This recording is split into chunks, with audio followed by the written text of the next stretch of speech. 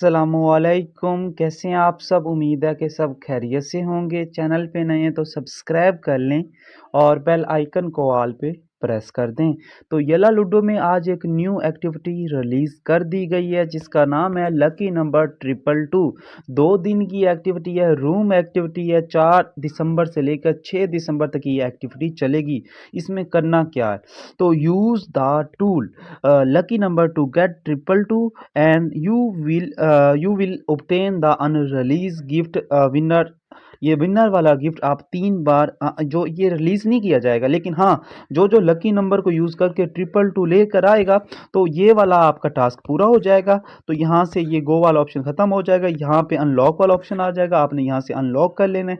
और जब एक्टिविटी ख़त्म होगी तो 6 डेट को मेल के ज़रिए ये गिफ्ट आपको मिल जाएगा। एक यूज़र को 3 बार मिलेगा जो 222 लेकर आएगा। अब ये कैसे लेकर आना है, सिंपल अपने रूम में एंट्री करते हैं, ठीक है। तो यहाँ से अपने रूम में एंट्री कर जाते हैं।